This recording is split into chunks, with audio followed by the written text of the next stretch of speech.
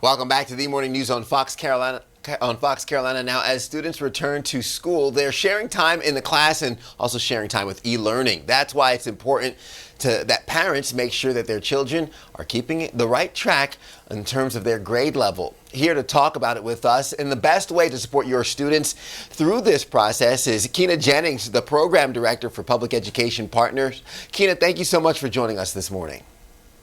Oh, thank you for having me here. Good morning. Good morning. Public Education Partners has been serving Greenville students, teachers, and public schools since 1985, and our mission is to lead our community in acting collectively to support, strengthen, and advance public education and student achievement in Greenville County schools. So as program director, my role at PEP is really to make sure our work is elevating teachers and engaging our community. So our goal is to help retain and uplift our teachers while fostering stronger connections between schools and families. I'm excited to be here today. Absolutely. Qena, now we know that there's been a lot of questions for parents and also for students as they're going through the first couple weeks of school here, seeing that they might not be academically at the grade level that they were because of the e-learning that happened in March. What are some advice or some tips you can give parents and caregivers to help make sure that their kids are caught up? Absolutely. So my background is in K-12 literacy education. So I think that one simple thing that parents and caregivers can do to help support their students at home is to establish a daily reading habit at home.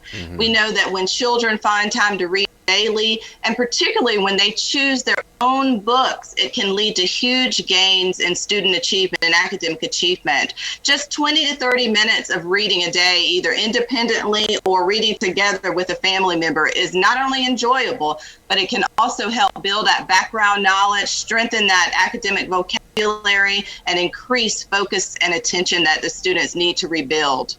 Absolutely, and we do know. I would also suggest that parents and caregivers talk and encourage students to talk and think about their learning each day.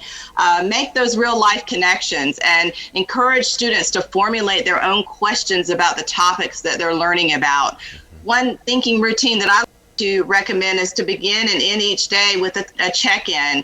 The beginning check-in could sound something like, what's your plan for learning today? And is there anything I can do to help you? The end of the day check-in could sound something like, what excited you most about your learning today? And what's your plan for tomorrow? How would you be better tomorrow or do better tomorrow? What are you excited about exploring and practicing tomorrow as a learner? Great questions right there. And those are the kind of the tips that can help the kids stay on track as they continue to develop throughout the school year. But what are some tips, as we know that it's a little different this year? The students are going to be in the classroom and also doing virtual learning at home. What tips would you have for being successful in that hybrid environment? Yes, one of my most important tips is to work together to establish a clear, consistent routine and schedule at home. We know that kids of all ages, adults and children alike, thrive and feel most confident with predictability and structure for their day. So routines are really your best friend, and teachers work hard at the beginning of the year to establish those routines in the classroom.